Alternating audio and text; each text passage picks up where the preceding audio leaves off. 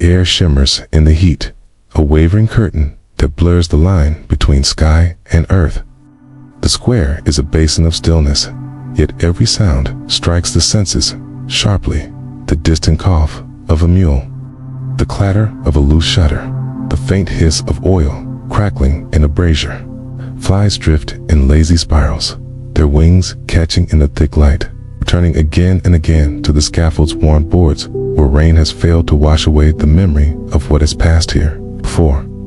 Beneath the weathered canvas awning, the executioner works with slow precision, the scrape of the whetstone carving the silence into measured strokes. His hands move as if they remember without thought, the careful sweep, a pause to test the edge with the thumb, the quiet breath, released when the steel feels ready. Sunlight creeps along the length of the sword, catching the edge until it glitters like a river glimpsed through the forest. Cold and alive, from beyond the market stalls comes the low clink of metal upon metal, ankle irons striking in rhythm with weary steps. The guards emerge from the shade of the castle gate, their mail shirts darkened under the arms, the scent of stale ale and wood smoke following in their wake. Between them, the prisoner moves with the awkward shuffle of one bound at the feet, his face half hidden beneath tangled hair, his eyes searching the ground as though afraid of what might look back from the crowd. The townsfolk begin to swell. In the square, shadows stretching beneath the brims of felt hats and the edges of linen wimples. The air is threaded with murmurs, the quick rustle of skirts brushing over the packed dirt.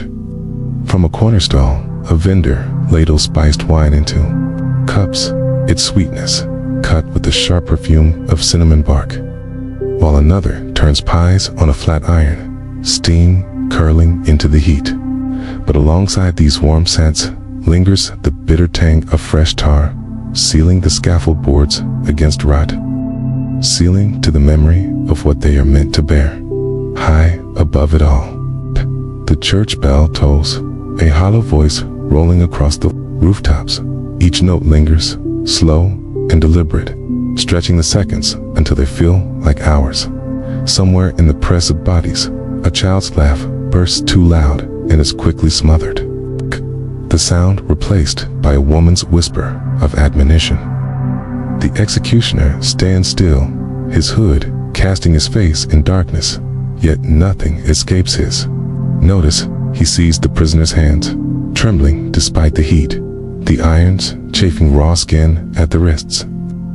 He sees the priest walking at his side, fingers looping the sign of the cross again and again, the Latin words spilling in a low murmur, too soft for the crowd to catch.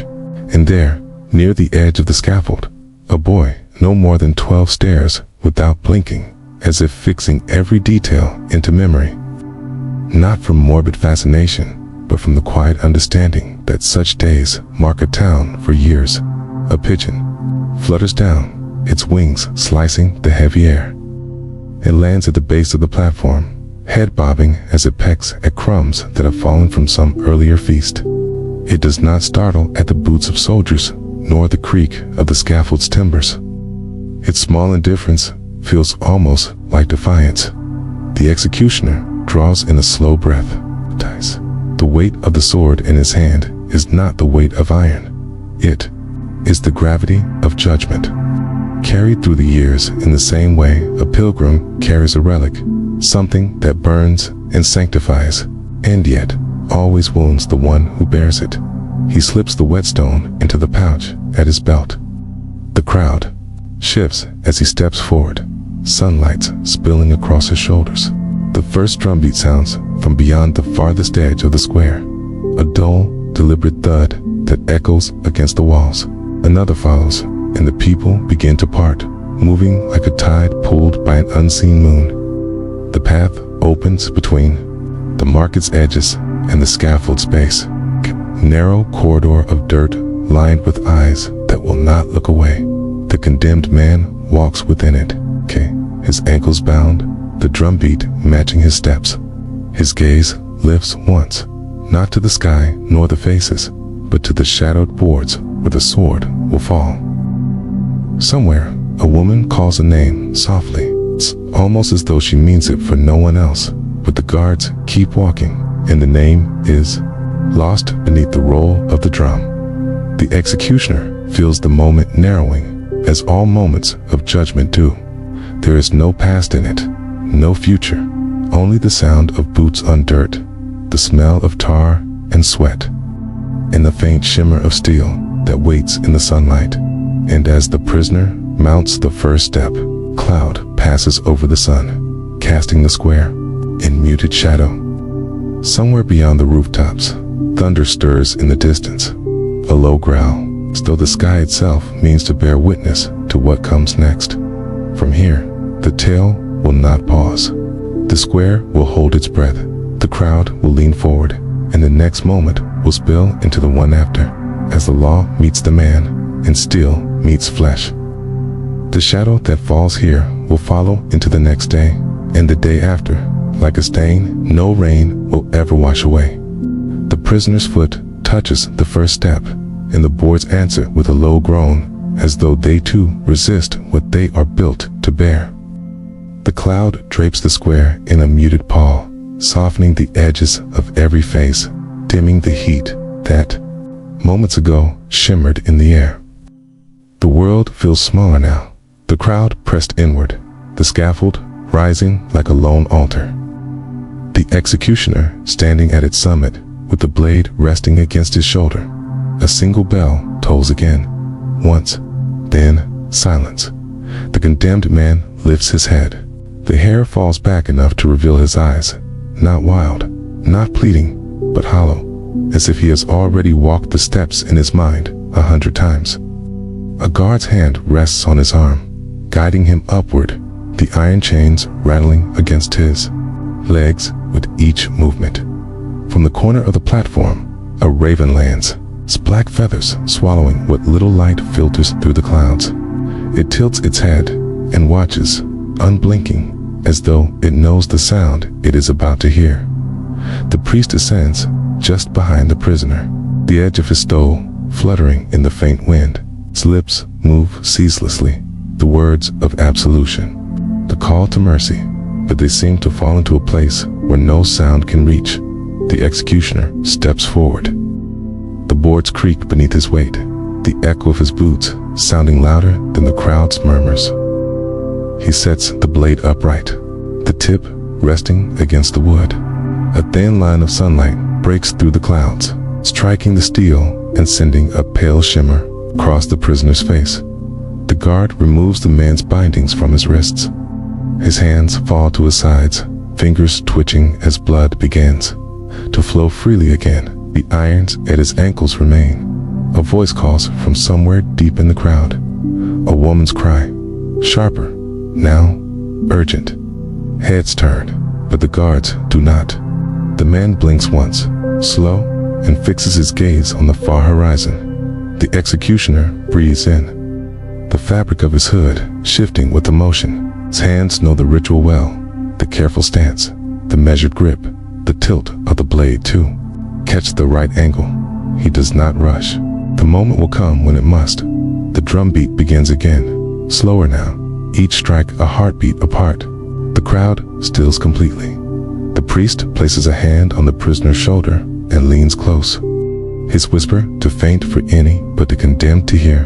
Whatever is said draws the ghost of a smile, small, almost invisible to the man's lips, that the executioner raises the blade. The world holds its breath. The sound comes not as a shout, but as a single, sharp, cracked steel slicing air, wood shuddering beneath the strike. For a heartbeat, nothing moves. Then the raven's wings beat the air, rising in a flurry of black against the gray sky. A gasp runs through the crowd like wind through dry grass. The priest bows his head. The guards step forward to lift what remains. The executioner lowers the blade slowly, as though it has gained weight in that single instant. He wipes it clean with a linen cloth, the stain blooming dark and quick before the fabric is folded away. The whetstone remains untouched at his side, Its work had been done long before this day. The crowd begins to thin, the press of bodies easing as people turn back to their lives. And yet, they carry something with them now, an image, a sound, the way the light caught the steel. In taverns and hearthlit rooms, they will tell the story again and again, the details shifting. But always with that same moment when the sky seemed to pause. Beneath the scaffold, the earth has already begun to drink what it has been given. A warm wind stirs, carrying with it the faint scent of rain. Somewhere far off, thunder rolls again, closer this time, as if the heavens themselves have marked the passing. The executioner steps down last. His boots leave dark prints in the dirt, each one filling slowly with dust until the square is empty once more. Only the raven remains, perched on the beam, watching the place where life ended and silence began.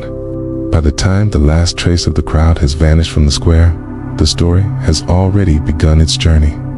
Words move faster than horses, spilling through doorways, over ale mugs, across market stalls, each telling reshaped by the tongue that carries it. In the low, timbered tavern on the south side of the square, the air is thick with the sour temp of spilled wine and the smoke of damp wood.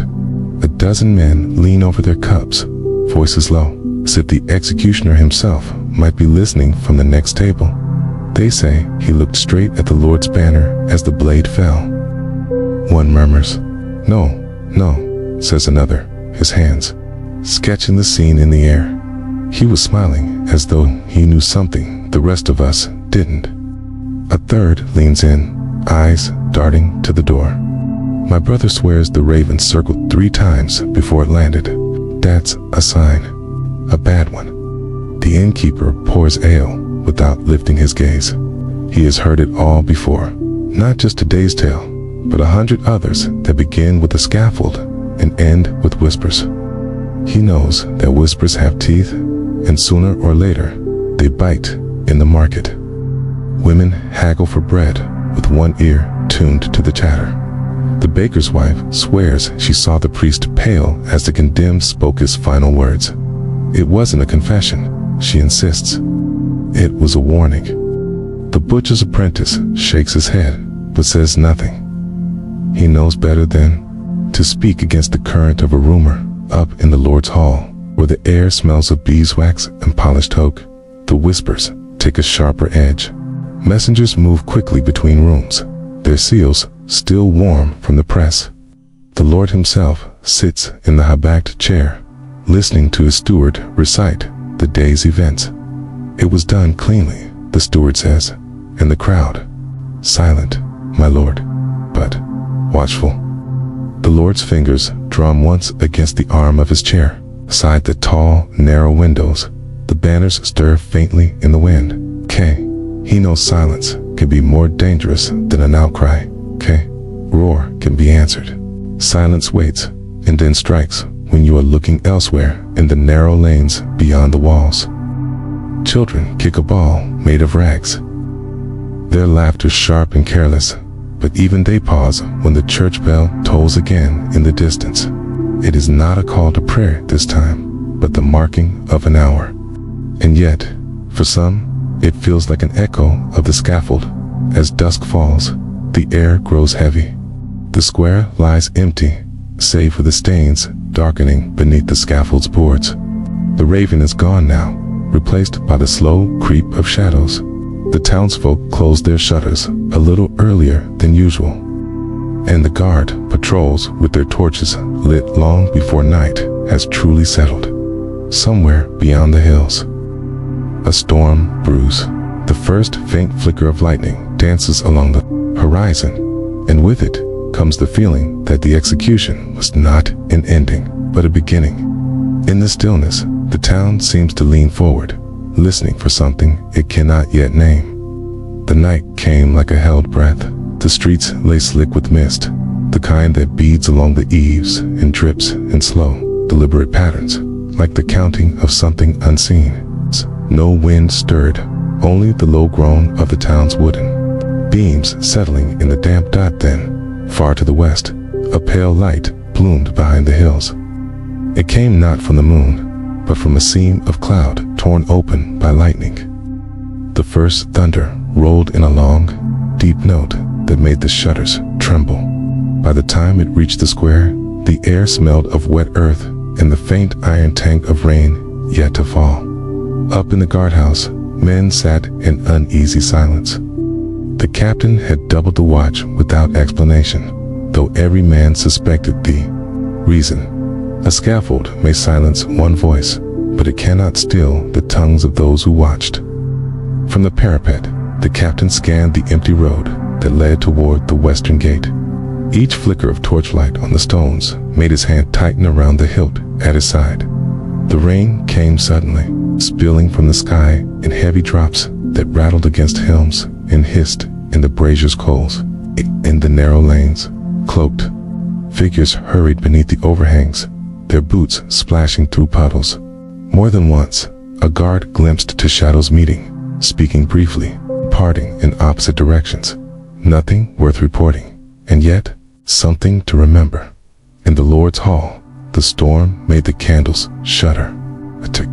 The rushes on the floor were damp, carrying the sharp scent of rosemary scattered earlier by the servants to keep away rot.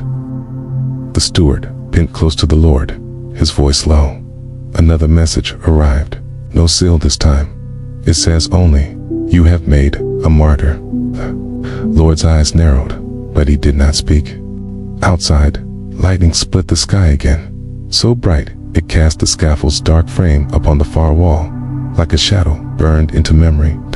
At the church, Father Aldrich stood alone before the altar. The storm roared against the stone walls, yet his thoughts were louder. He had heard the condemned man's last words, and unlike the crowd, he understood them. They were not a plea for mercy, nor a curse, but a promise. Aldrich's hand hovered over the chalice, his fingers trembling, not from age, but from something colder. By midnight, the river had swollen, fed by the relentless rain. The water's roar drowned the creak of the bridge's timbers, and somewhere, downstream, a wheel broke loose from the mill and vanished into the current. The storm seemed intent on sweeping away the edges of the town, loosening whatever held it together. Yet, even as the wind howled through the alleys, a few stubborn candles still burned in shuttered rooms. Downed. One such window, a scrap of parchment, changed hands, its ink smudged, but the words still legible. And somewhere, in the darkness, someone was already gathering those willing to turn a whisper into a shout by dawn. The storm had passed, but the air felt heavier than before, as if the clouds had left something behind. The scaffold still stood in the square, glistening with rain, its boards slick and dark. Above it, a lone raven sat on the beam, shaking the water from its wings. It was the only thing in the square that seemed unafraid. The morning after the storm broke clear and sharp, the kind of air that bites the lungs and makes the sky seem too wide. But the town did not wake as it usually did. Doors opened slowly. Stalls in the market stood half empty, their awnings drooping, their keepers' eyes restless. The usual chatter was gone, replaced by a low hum of murmured exchange. Heads bent close, words spilling like coins passed hand to hand. The scaffold loomed over the square, still damp, its timbers darkened by rain. The stains left upon its boards had not faded. A group of boys lingered at its base, pretending to dare one another to touch the steps, but none climbed higher than the first. An old woman paused in her walk, spat on the ground, and muttered something that made the boys scatter. In the tavern, the fire burned low, though it was not for lack of wood. Men and women sat with their backs to the walls, their mugs untouched. On the far table, a stranger, or perhaps someone long absent, leaned forward into the candlelight. His voice was quiet, but it carried. "The man they killed," he said, "was not the last, only the first." Eyes shifted toward him. The barkeep glanced toward the door, but did not move to stop him. The stranger continued, speaking of injustice, of a Lord who ruled through fear, of a promise made upon the scaffold. He spoke of gathering at the edge of the forest when the moon was high, bringing no light, only resolve by midday. The guard patrols had doubled again. The captain's voice could be heard barking orders in the square, his eyes darting to every cluster of townsfolk.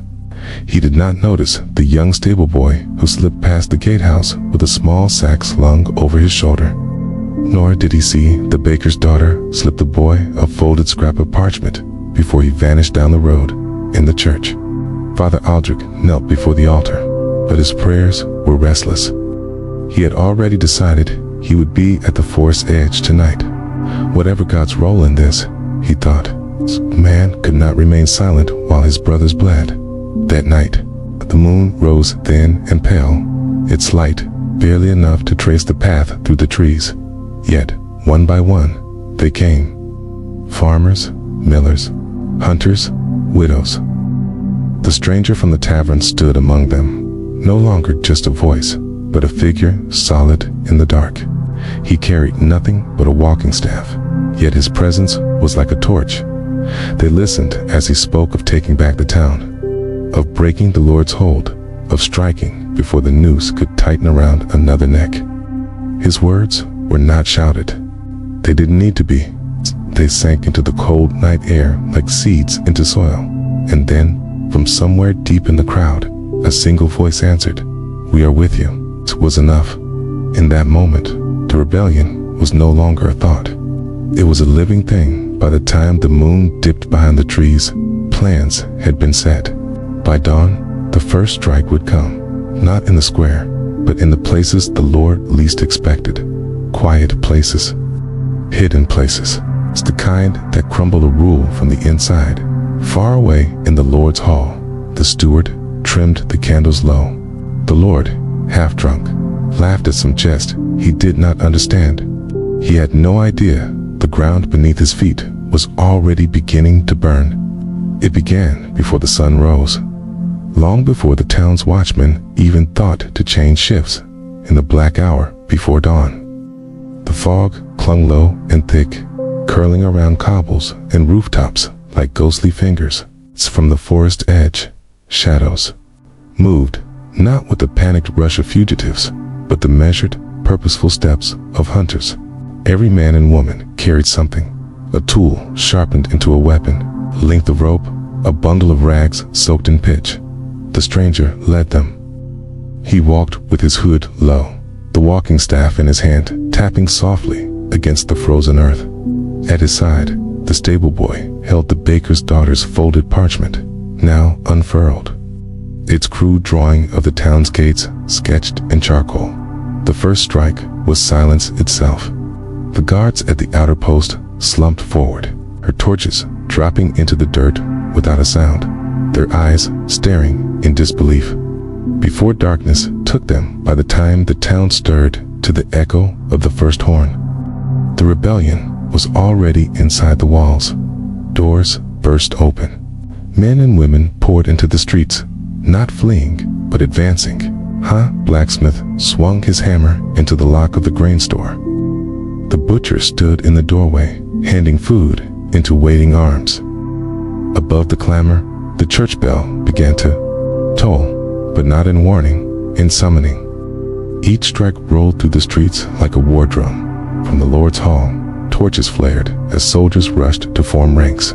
The captain shouted orders, his voice cracking as he tried to rally them down the main street. Arrows hissed from darkened windows, dropping men into the mud. Somewhere, a cart of hay was set ablaze and sent rolling toward the square, scattering. The horses in a panic. The stranger moved like water through the chaos, never raising his voice, yet drawing others to him with each step. He passed the tavern, where the barkeep was hauling casks into the street to form a barricade. The widow from the mill stood atop it, hurling stones with a fury that had been bottled for years. By mid-morning, the Lord himself appeared on the balcony of his hall, his face pale, his voice straining over the noise. "Lay down your arms," he cried, "and you will be spared." The answer came not in words, but in the crash of the main gates splitting under the rebels' battering ram. The timbers groaned, splintered, and fell inward, letting in the roar of the forest and the sight of dozens more streaming toward the heart of the fight. The captain tried to hold the line. He failed. Smoke rose in great black columns, wrapping the spire of the church and blotting out the winter sky. The Lord was dragged from his balcony, his voice lost in a din. Some said he was taken alive to face the people. Others claimed he vanished into the burning hall, swallowed by his own fortress. By nightfall, the fighting slowed. The town was unrecognizable, scarred, blackened, but unbound. Fires still glowed in the streets, casting long, shifting shadows against the ruined walls. The people stood together in the square, silent, staring at the place where the scaffold had stood. It was gone. Torn down, burned to ash. The stranger, his hood now thrown back, looked across the crowd. "Tonight," he said, his voice carrying over the smoldering air, "this town belongs to its people." No one cheered. No one needed to. The sound of the wind through the broken gates was enough, a reminder that what had been taken was now returned. The rebellion had not ended. It had only drawn its first breath. When the last ember faded, the streets lay quiet. Snow had begun to fall again, sifting gently over the blackened beams and broken stones, muting the scars of the night before. The town, once a prison of fear, now stood in a strange stillness. Not the stillness of oppression, but of exhaustion. In the square, the people gathered one final time. Faces lined by smoke and hardship now caught the pale light of the morning sun. The scaffold was gone. The Lord's banner, trampled and torn, lay half buried in the slush. Children chased each other between the ashes, their laughter brittle but real, the first sound of life the town had heard in years. The stranger stood apart from them, his cloak pulled close against the cold. He spoke little, only nodding to those who met his eye. His work here was done. He had arrived in shadow, and now, like shadow, he would fade. No one asked where he would go. Some journeys cannot be followed. The baker's daughter approached him, parchment still in hand, the same that had guided them through the gates. She held it out, but he shook his head. "Keep it," he said. "A map means nothing to the one who has already walked the road." By midday, he was gone. Life began to move again. The blacksmith's hammer rang in the air, repairing the gates, not to keep the people in, but to welcome others in. The church bell tolled, not for war, but for a feast. The widow from the mill planted the first seeds in the frozen soil outside the walls, a promise that spring would come. Years later, the night the gates fell would be told in whispers and in song. Some would swear the stranger was a ghost, others that he was a man of flesh and blood, but all agreed on one thing: the people had been freed, not by his hand alone, but by their own courage when the moment came. And so the story ends where all great stories do, not with the closing of a chapter, but with the turning of a page. In our world, history is more than dates and battles. It is the memory of courage. It's a proof that even in the darkest of winters, there can be a dawn. If you've walked with me through this journey, I invite you to keep walking. There are countless stories still waiting to be told. Like this video if it moved you, okay? And subscribe so you never miss the next step into our shared past. Okay? Together, we'll keep the fire of history burning.